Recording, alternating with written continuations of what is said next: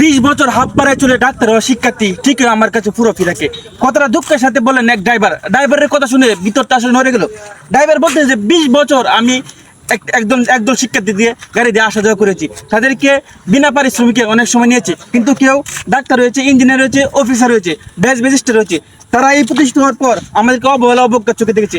আমি যদি ড্রাইভার পরিচয় দেই তাহলে কি তারা আমার কাছে 0.5% ভাড়া নিবে বা কিছু ছাড় দিবে না, কিন্তু তাকে তো আমি 20 বছর ঠিকই ছাড় দিয়েছি, কিন্তু সে আমাকে ছাড় দেয় না, বরং ছাড় তো দেয় না, আরো আমাদেরকে নিচু জাত বলে দেখে, অবজ্ঞার চোখে দেখে, অবহেলার চোখে দেখে। ড্রাইভারের কথাগুলো শুনে আসলে ভিতরটা কান হয়ে গেছে।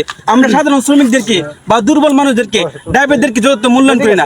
আমরা ইঞ্জিনিয়ার অফিসার ঠিকই হই, কিন্তু আমাদের মনুষ্যত্ব আর উন্নত হয় না। এত উন্নত হওয়ার পরেও যারা আমাদের ক্যারিয়ারে লম্বা সময় স্ট্রাগল করেছে, আমাদেরকে হেল্প করেছে, সহযোগিতা করেছে, তাদেরকে আমরা বিন্দু পরিমাণ হেল্প করি না, বরং তাদেরকে নিচু জাত বলে ফুটা দেয়, অবজ্ঞা তুচ্ছ তাচ্ছিল্য করি। সেটা আসলেই দুঃখজনক। সালাম।